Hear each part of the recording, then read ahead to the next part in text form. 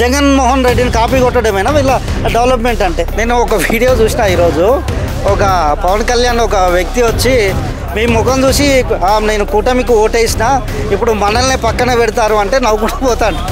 పవన్ కళ్యాణ్ నవ్వుకుంటూ పోతాడు. వివేక హత్య కేసు సరే, మరి ఇప్పుడు పవర్లోకి వాళ్ళే వచ్చిర్రు, మరి ఇన్వెస్టిగేషన్ చేసి అసలు దోషులలో ఇట్లా చట్టం ముందు నిలబెట్టవచ్చు కదా. పైసలు పంచి పెడతాడు, అకౌంట్లలో ఇస్తుండు, మొత్తం వెంజులు అవుతుంది, శ్రీలంక అవుతుంది అన్నాడు. మరి ఇప్పుడు వాళ్ళు అదే చేస్తారు కదా. రాయంగానే 3,000 ఉన్న పెన్షన్ 4,000 చేసిండు. మొన్న పైసలు లేకుండా పోయి 8,157 కోట్లు అప్పు తెచ్చి అకౌంట్లలో వేసిండు. ఎల్లగొట్టడానికి ఏమున్నది, ఇట్లనే 4-5 ఇన్సిడెంట్లలో పట్టించుకోకుండా ఆటోమేటిక్గా ఆయనే రిజైన్ చేసి వెళ్ళిపోతారు. తర్వాత మళ్ళీ 0 నుంచి స్టార్ట్ చేయాల్సి వస్తుంది పవన్ కళ్యాణ్. కూటమి ప్రభుత్వం ఏం చేస్తున్నా దాన్ని పక్కన పెడితే వీళ్ళ జరిగినప్పుడు కొన్నిటి మీద అసలు స్పందించట్లేదు. హోమ్ మినిస్టర్ అయితే దాని కౌంటర్గా మన లోకేష్ బాబు అయితే ట్విట్టర్లో పోస్టులు పెడతాడు, మీ హయాంలో ఇన్ని జరిగినాయి, అప్పుడు మీరేం చేసిరంట. మీరు రూలింగ్లు ఉన్నారు భయ్ లోకేష్ గారు, చంద్రబాబు నాయుడు. ఓన్లీ కుప్పంలో జరిగినప్పుడు స్పందించడం కాదు, కుప్పం అంటే మీ నియోజకవర్గం, మిగతా నియోజకవర్గాల్లో కూడా ఇలాంటి 175 నియోజకవర్గాల్లో ప్రతిరోజు ఏదో ఒకటి జరుగుతూనే ఉన్నది. దాని మీద వీళ్ళు రివ్యూలు తీసుకోవాలి. లేకపోతే హోమ్ మినిస్టర్ అనిత లేకపోతే ఆమెకి ఆ చేతిలో ఏం లేదు కాబట్టి ఈ లోకేష్ చంద్రబాబు నాయుడు వీళ్ళే ఇనిషియేట్ తీసుకొని దాని మీద రివ్యూలు చేయాల్సిన అవసరం అవుతుంది. 100% ఆంధ్రప్రదేశ్లో భద్రత అనేది అయితే లోపించింది. మహిళల మీద అఘాత్యాలు, చిన్నపిల్లల మీద అత్యాచారాలు ఇలాంటివి అయితే మనం నిత్యకృత్యంగా చూస్తున్నాం, రెగ్యులర్గా వస్తున్నాయి. కానీ వీళ్ళు ట్విట్టర్లలో ఏమన్నంటే జగన్మోహన్ రెడ్డి మీ హయాంలో ఇది జరిగింది అది జరిగింది. మరి మీ హయాంలో జరుగుతుంది, మీరు అరికట్టాల్సింది పోయి మీరు కౌంటర్ ఇస్తున్నారు అక్కడ. నేను ఒక వీడియో చూసిన ఈరోజు, ఒక పవన్ కళ్యాణ్ ఒక వ్యక్తి వచ్చి మీ ముఖం చూసి నేను కూటమికి ఓటేసిన, ఇప్పుడు మనల్ని పక్కన పెడతారు అంటే నవ్వుకుంటూ పోతాడు. పవన్ కళ్యాణ్ నవ్వుకుంటూ పోతాడు. మీరు కూడా చూసి ఉండొచ్చు వీడియో. అంటే పవన్ కళ్యాణ్ పరిస్థితి ఏందో స్టార్ట్ అయింది. ఈరోజు పవన్ కళ్యాణ్ని పక్కన పెట్టే ఒక స్కెచ్ అయితే నడుస్తూనే ఉన్నది. అతి త్వరలో పవన్ కళ్యాణ్ వాళ్ళు ఎల్లగొట్టే ప్రయత్నం అయితే డెఫినెట్గా చేస్తారు. ఎలాంటి ప్రయత్నం చేస్తారు ఎల్లగొట్టడానికి ఏమున్నది, ఇట్లనే 4-5 ఇన్సిడెంట్లలో పట్టించుకోకుండా ఆటోమేటిక్గా ఆయనే రిజైన్ చేసి వెళ్ళిపోతారు. తర్వాత మళ్ళీ 0 నుంచి స్టార్ట్ చేయాల్సి వస్తుంది పవన్ కళ్యాణ్. మొన్న కొమ్మినేని అరెస్ట్ మీద జనసేన కానీ అటు బీజేపీ కానీ ఏమాత్రం స్పందించలేదు, దాన్ని ఎలా చూడొచ్చు అంటే? అదైతే ఒక చిల్లర కేసు అండి. పాపం వాళ్ళు ఒక టైమ్స్ ఆఫ్ ఇండియాలో వచ్చినటువంటి ఒక ఆర్టికల్ గురించి మాట్లాడారు. ఇక్కడ వాళ్ళు అన్నది ఏంటంటే మన అమరావతి చుట్టుపక్కల ఈ ప్రాసిక్యూషన్ అనేది జరుగుతుంది, వర్కర్లు ఎక్కువ ఉన్నారు, దీని మీద నిర్మూలన కొరకు చాలామంది స్వచ్ఛంద సంస్థలు పనిచేస్తున్నాయి అని మాట్లాడితే పాపం ఏదో వేషల రాజధాని అమరావతి అన్నట్టు పోర్ట్రేట్ చేసి వాళ్ళే జైలు వేసి అన్నది ఒకరు. పాపం కొమ్మినైనా ఆయన అనలేదు, మీరు ఇట్లా అంటే మీ మీద దాడులు జరుగుతాయి, మమ్మల్ని ఏదో పోర్ట్రేట్ చేస్తారని పాపం ఆయన అంటే ఆయనని ఫస్ట్ లోపల వేసారు. తర్వాత విమర్శలు వచ్చినాయి అని తర్వాత ఆ పర్సన్ కూడా మన ఏదో అరెస్ట్ చేసినట్టు కనపడ్డది.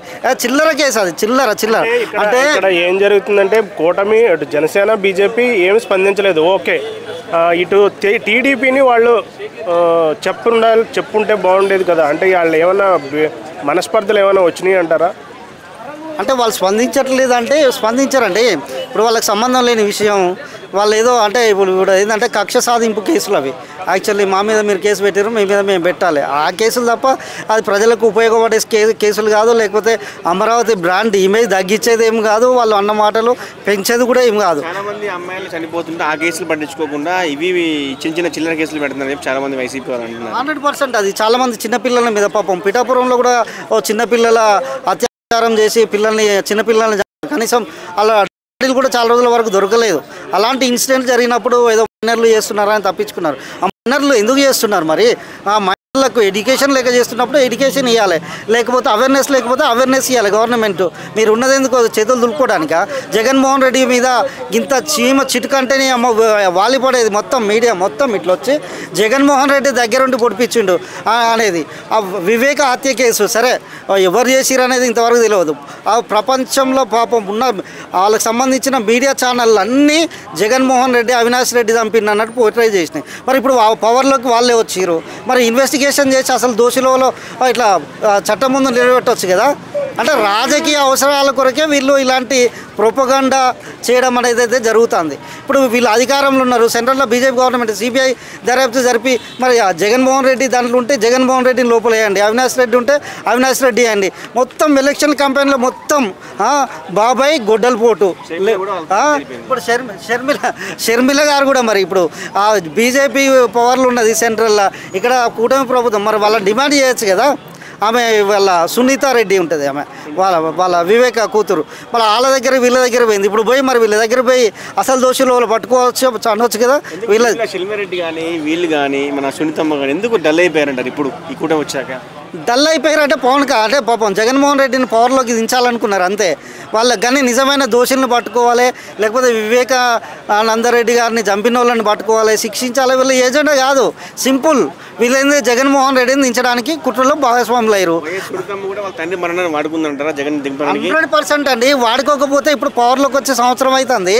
సంవత్సరం నుంచి మరి మీరు ఎంతమందిని కలిసిరో, ఎన్ని ప్రెస్ మీట్లు పెట్టిరు, ఎన్ని ధర్నాలు చేసిరు, ఎన్నిసార్లు ప్రజలలోకి పోయి చెప్పిరు, ఈ చెప్పరు ఏం జగన్మోహన్ రెడ్డి పవర్లో దించాలి. కాబట్టి ఇలాంటి ప్రోపగండా. ఇప్పుడు జగన్మోహన్ రెడ్డి గురించి బాగా చేసిన మీడియా చేసింది ఏంది, అంతకుముందు మెయిన్ ప్రోపగండా ఏంది, మొత్తం పైసలు పంచి పెడతాడు, అకౌంట్లలో ఇస్తుండు, మొత్తం వెంజులు అవుతుంది, శ్రీలంక అవుతుంది అన్నాడు. మరి ఇప్పుడు వాళ్ళు అదే చేస్తారు కదా. రాగానే 3,000 ఉన్న పెన్షన్ 4,000 చేసిండు. మొన్న పైసలు లేకుండా పోయి 8,157 కోట్లు అప్పు తెచ్చి అకౌంట్లలో వేసిండు. మరి అయ్యో రాజధాని డెవలప్ చేసి ఉద్యోగాలు ఇవ్వచ్చు కదా. మీరు బంద్ చేయండి, ఆయన మొత్తం ఆగం చేసిపోయిండు. మీరు మొత్తం నిర్మాణం చేస్తాం, విజనరీ లీడరు, మొత్తం డెవలప్ చేస్తాడు, అది ఇది అన్నారు కదా. ఇదేనా డెవలప్మెంట్? జగన్మోహన్ రెడ్డిని కాపీ కొట్టడమేనా వీళ్ళ డెవలప్మెంట్ అంటే? సో ప్రస్తుతం ఉన్న పరిస్థితుల్లో లోకేష్ బాబు గారి గురించి ఏం చెప్తారు? లోకేష్ బాబు మంచి జోష్ మీద ఉన్నాడు, మంచి పవర్ని ఎంజాయ్ చేస్తుండు. కానీ పవర్ పోయిన తర్వాత అవతల కూడా అదే ఎంజాయ్ చేస్తాడు అన్న విషయం మర్చిపోతాను. సో ఒక మాజీ ముఖ్యమంత్రిని పట్టుకుని వాడు వీడు సైకోగాడు అంటున్నాడు, అది ఎంతవరకు? అదే అధికార మదం తలకెక్కింది. అధికారంలో మేము ఎప్పటికీ మేమే ఉంటాం, అధికారం శాశ్వతం అన్న భ్రమలో లోకేష్ బాబు బతుకుతుండు. అది అట్లనే ఉంటే నెక్స్ట్ ఎలక్షన్లో డెఫినెట్గా దింపుతారు, అపోజిషన్ పోతారు. గతంలో జగన్మోహన్ రెడ్డి చంద్రబాబు నాయుడుని కూడా లోపలికి పంపించిన సంఘటనలు చూసినాం. పాపం ఆయన ముసలాయన కాబట్టి ఎంతో కొంత వదిలేసారు. మన ఈయన ఇంగుగానే ఉన్నాడు. తర్వాత ఈయన పరిస్థితి కూడా చూసుకోవాలి కదా. అమ్మ ఓడి కింద జగన్ ఇంట్లో ఒక పిల్లవాడికి డబ్బులు ఇస్తేనే సోమరిపోతు చేస్తున్నాం అని చెప్పేసి అన్నారు. ఇవాళ చంద్రబాబు అందరి పిల్లలు ఎంతమంది పిల్లలు అంతమందికి 15,000 ఇస్తున్నారు, 13,000 ఇస్తున్నారు. అంటే నాకు సబ్జెక్టు కరెక్షన్ అండి. ఇప్పుడు అమ్మ ఒడి అయినా తల్లికి వందనమైనా దేనికి ఇస్తారండి? అంటే స్కూల్కి వెళ్ళే ప్రతి పిల్లవానికి, లేకపోతే ఒక ఇంట్లో జగన్మోహన్ రెడ్డి ఒక ఇంట్లో ఒకరికి ఇచ్చి, ప్రైవేట్ స్కూల్ అయినా గవర్నమెంట్ స్కూల్ అయినా ఇచ్చిండు.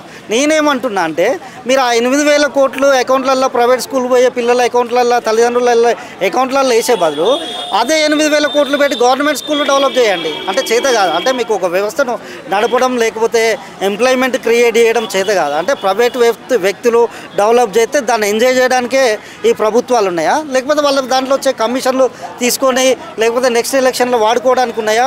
ఒకసారి ఆలోచించండి. నేను జగన్మోహన్ రెడ్డి ఇచ్చింది కూడా 100% తప్పనే చెప్తున్నా. ఇప్పుడు వీళ్ళు ఇచ్చేది కూడా తప్పే. నువ్వు 8,000 కోట్ల రూపాయలు ఒకటేసారి అకౌంట్లలో వేసినావు, సరే బాగున్నది, తీసుకున్న వాళ్ళు ఎంజాయ్ చేస్తున్నారు, బాగున్నది. దానివల్ల ఉపయోగం ఏంది? ఆ పైసలు ఏడిపోతాయి? ప్రైవేట్ స్కూళ్ళల్లో ఫీజులు కడతారు పిల్లలకు. అంటే ప్రతి సంవత్సరం కట్టారు కదా, మళ్ళీ నువ్వు ఎత్తనే కట్టాలి వాళ్ళు. అంటే మీరు ఒకవైపు వ్యవస్థని, గవర్నమెంట్ సంబంధించిన విద్యా వ్యవస్థలని సర్వనాశనం చేసుకుంటూ ప్రైవేటు విద్యా సంస్థలు ప్రోత్సహించే విధంగా అకౌంట్లలో పైసలు వేస్తూ మేము ఏదో ఉద్ధరిస్తున్నాం ప్రజల్ని, లేకపోతే ప్రజలకు మంచి చేస్తున్నాం అనే మాటలు ఏదైతే ఉన్నాయో అవి చాలా సిగ్గుచేటు. అంటే ఈ పొలిటీషియన్స్ 100% ఫెయిల్యూర్ అయినారని చెప్పుకోవచ్చు.